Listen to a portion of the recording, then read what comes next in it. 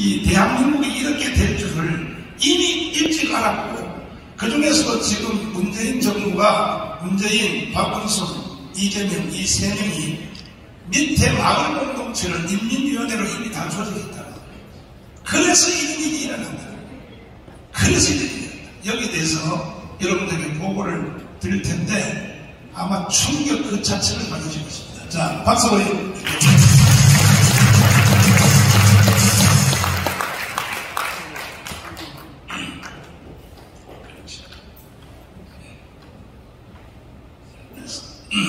네. 강의 시작할까요? 네, 알겠습니다.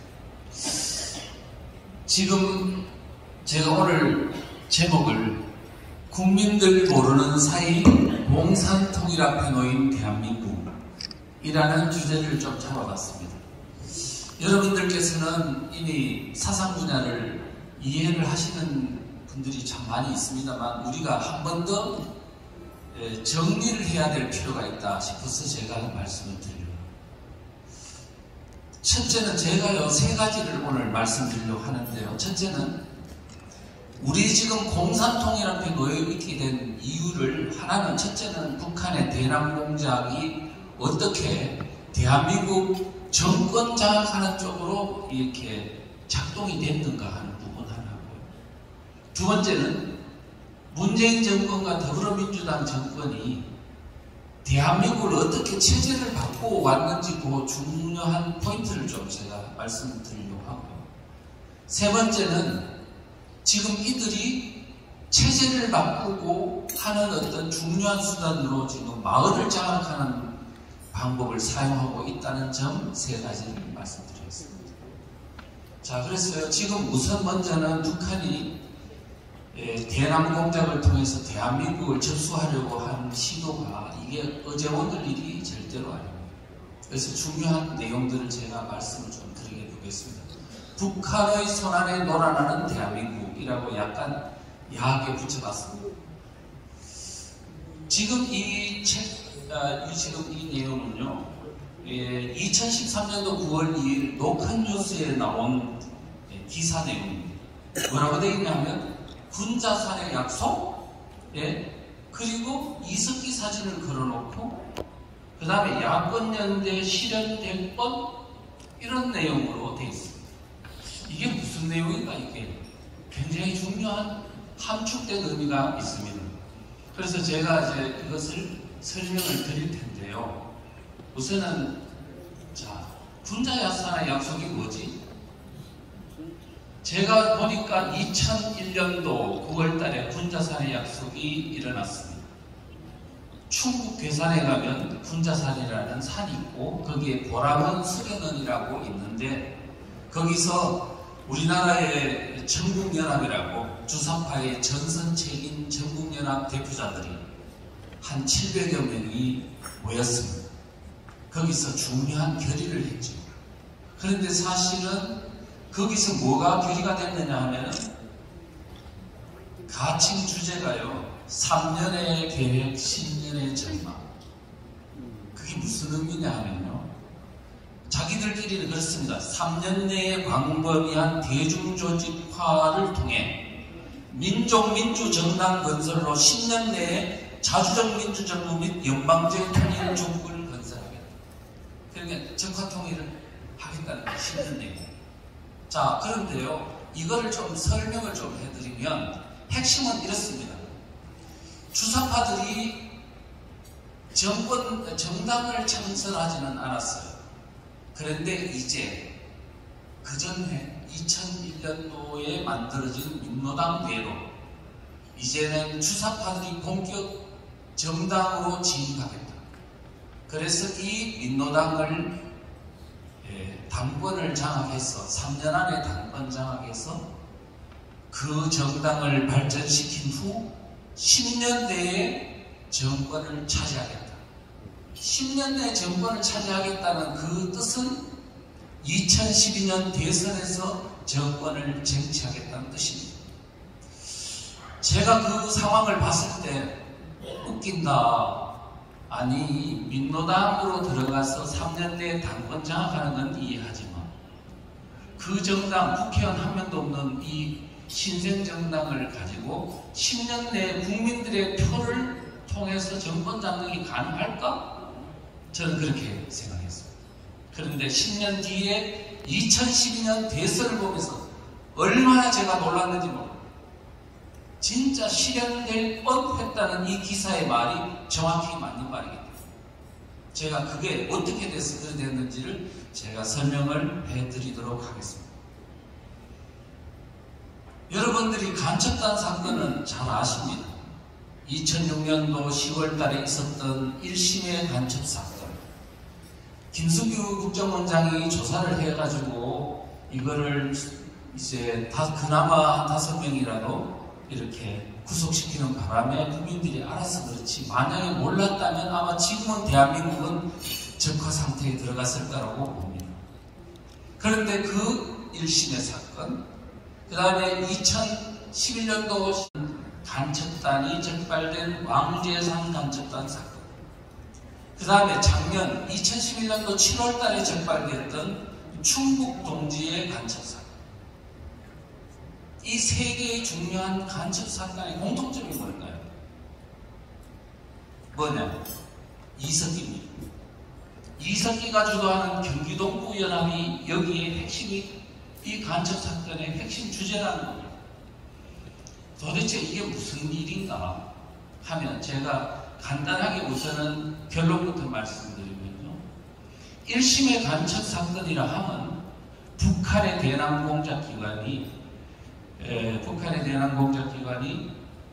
남한 내에 정권을 장악하기 위해서 일단 민노당 내의 주석파 세력 중 가장 북한이 믿는 이석기가 주도하는 경기동부 연합으로 하여금 당권을 장악하도록 공작하다가 들통난 사건이 1심의 사건입니다. 자, 그러면 민노당 내에 있는 당권을 장악하는 것은 이미 2003년, 그래서 딱 3년 뒤부터 그 다음 2006년도에 이르기까지 이미 완벽하게 이석기 경기동부 연합이 당권을 장악했습니다. 자, 그리고 나서 그다음 세월이 흘러서 2011년도 8월달에 있었던 왕재산 간접단 사건은 여러 가지 공작이 있었겠지만 그 중에서 선거와 관련된 부분을 추출해서 보면 핵심은 뭐냐? 이석기로 하여금 문재인 정권과 이제 공동정부를 구성하는 겁니다. 당권 장악하는 걸 넘어 정권을 장악하는 것이 2011년도 8월 달에 들통난 왕재산 간첩단 사건입니다. 자, 그러면요. 작년에 적발된 충북 동지의 핵심은 또 뭐냐? 이것은 약간 좀 더 조사가 필요합니다만 제가 추정컨대는 이거는 이석기의 경기동부 연합이 이미 민주당 내로 다 들어갔습니다. 곳곳에 다 퍼져 있습니다. 그래서 이재명을 이미 대통령 후보를 북한으로 하여금 선임되도록 지원을 또 그것을 밀고 해서 이제는 공동정권이 아니고 단독 정권을 장악하는 것이 하다가 지금 들통난 사건이 충북 동지의 사건이 아닌가 이렇게 생각합니다. 그러니까 결론적으로 다시 종합해보면 북한의 정권을 장악하려고 하는 이 시도는 지금 이석기가 9년 동안 교도소에 있었기 때문에 그 사람은 잊혀진 인물이라고 잘못 착각하시면 안 된다. 지금은 이제 용인 성남 지역에서만 영향력을 행사하는 게 아니고 이제는 대한민국 전역을 장악하고 있다는 사실을 절대로 간과해서는 안 된다는 말씀을 드리겠습니다. 자, 그래서요, 이제 구체적으로 다시 보면요, 1심의 사건에 어떤 드러난 그 수사 자료들을 보면 잘 나와 있습니다. 잘 나와 있는데 어떤 내용이 되냐면 당대표는 여러분 아시죠? 300명의 어떤 민노당에 있는 명단을 북한에 보내고 100만 페이지나 되는 자료, 민노당을 당직자를 선임하는 것부터 모든 것을 컨트롤하는, 리모트 컨트롤하는 그런 식으로 운영이 됐습니다. 당대표는 누구 시켜라, 사무총장을 누구 시켜라, 북한의 접촉 창구는 누구로 해라? 대부분 다 이석기가 주도하는 경기동부연합 구성원들로 하여금 당권을 장악하도록 다 했습니다. 그 다음에 서울시장에는 어떻게 장악해라 이런 것도 다 지정을 내렸습니다. 그대로 실행이 됐습니다. 자, 그러다가 결국 이제 여러 가지 문제 때문에 이게 우여곡절이 있었습니다만, 자, 그 다음 왕제산 간접단 사건을 보십시오. 어떻게 되어 있냐면 두 가지 전략으로 북한에서 지령을 내렸습니다. 하나는 진보 대연합전술, 하나는 반보수 대연합전술, 두 개입니다. 하나는 민노당이 이제 진보신당과 갈라져 있었기 때문에 4명의 국회의원으로는 절대로 정권을 못 잡는다. 그래서 이제는 더 큰 진보정당을 만들어라. 그래서 북한의 지령사항은 민노당을 중심으로 진보된 통합정당을 구성하라 하는 것이 지령입니다. 1차 지령.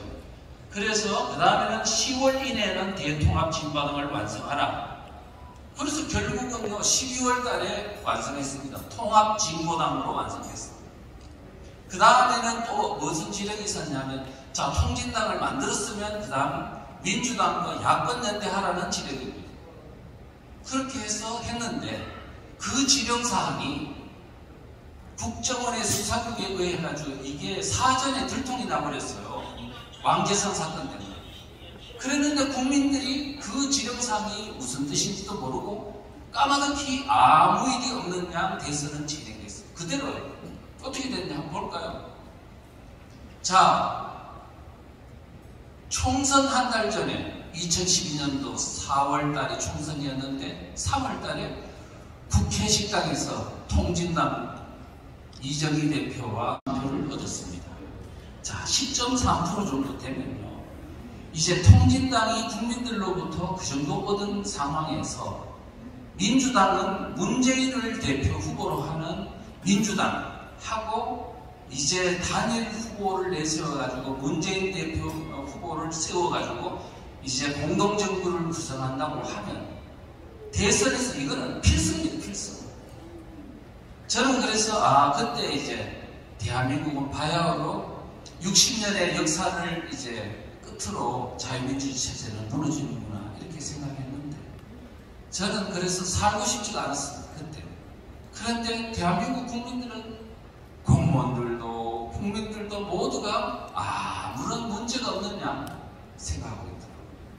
그런데 저는 이렇게 끝나는구나 싶었더니, 야, 통진당 내분 사태가 일어나가지고 부정선거, 이석기가 하도 부정을 많이 해가지고 그래서 내분 사태가 일어나서 5명이 구속되고 이런 사건이 있었죠. 그래서 이제 언론에서 그 내부를 이제 보도하고 한 2, 3개월 하다 보니까 국민들이 그제서야 깨달아가지고 이거 뭐야? 민노당하고 똑같은 거야? 이제 이때서 사람들은 정신을 차리기 시작했어요. 그래서